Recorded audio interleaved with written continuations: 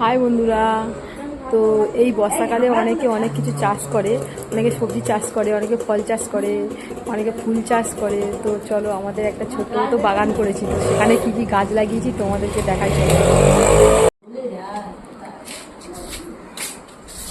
তো এখানে এই তুলসী গাছ আছে,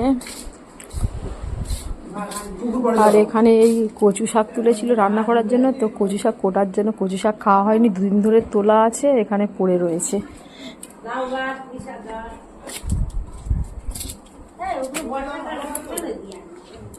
এটা দেখো, এই গাছটাকে একটা কি বলে, সবাই দেখি এই গাছটা বাড়ির মধ্যে রাখে, কেউ ঘরের মধ্যে রাখে টপে করে। তো আমি জানি না গাছটার নামটা কি, আমাদের বাড়িতেও রয়েছে। আর এই ফুলটা আমি ঠিক নাম জানি না, কিন্তু দেখতে খুব সুন্দর। ফুলটা দেখো, খুব সুন্দর ফুল। ফুল কিন্তু গাছেই মানায়, কারোর হাতে না। ফুলটা খুব সুন্দর, নাম জানলে বলবে। আর এখানে একটা হলুদ জবা ফুল পুঁতেছিলাম, জবা ফুল গাছ পুঁতেছিলাম, সে গাছটা হয়নি, মারা গেছে। হলুদ জবা,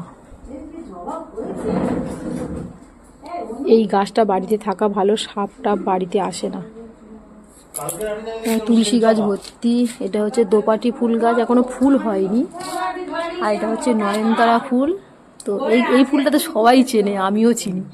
এই ফুল এই ফুটেছে এই বাগানে। আবার উচ্ছে ফুল ফুটেছে, উচ্ছে ধরেছে কোথাও বেশ দেখছিলাম একটা।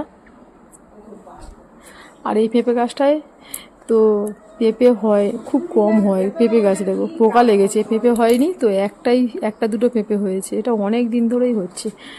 আর কুমড়ো গাছ, ওই পুঁই শাক গাছ, আর এটা হচ্ছে রাস ফুল গাছ।